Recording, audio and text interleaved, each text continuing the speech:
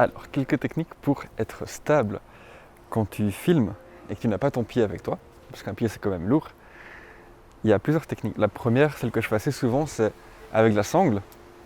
Tu la mets comme ça sur l'épaule. Et en fait, quand tu filmes, il faut que le fil ici soit tendu. Et quand tu tiens la caméra comme ça, tu tires un peu vers l'avant.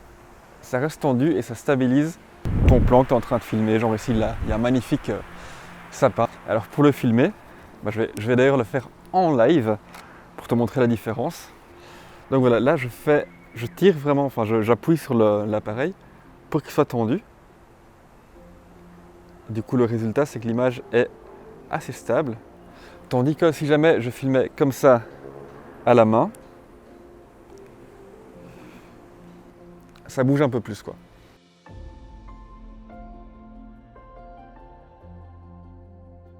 Donc c'était la première technique que j'utilise tout le temps.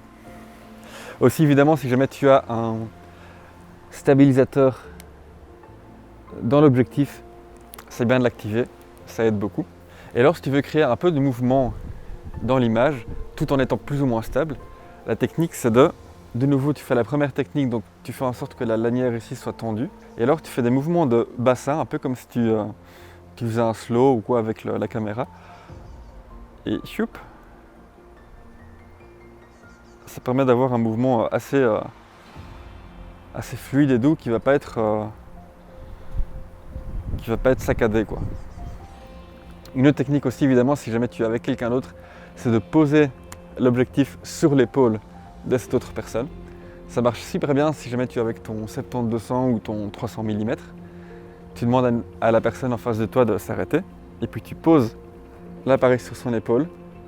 Évidemment il ne faut pas que la personne rigole sinon ça bouge beaucoup. C'est pas mal pour filmer les oiseaux ça. Sinon évidemment la meilleure technique c'est encore de prendre un pied avec soi. Mais un pied c'est lourd. Alors on dit coucou au chat ici. Lui il faut pas le stabiliser par contre.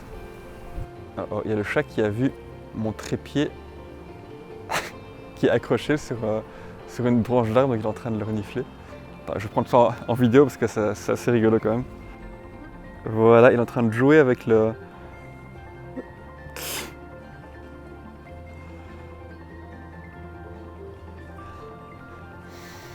Et du coup, il me décentre pas mal.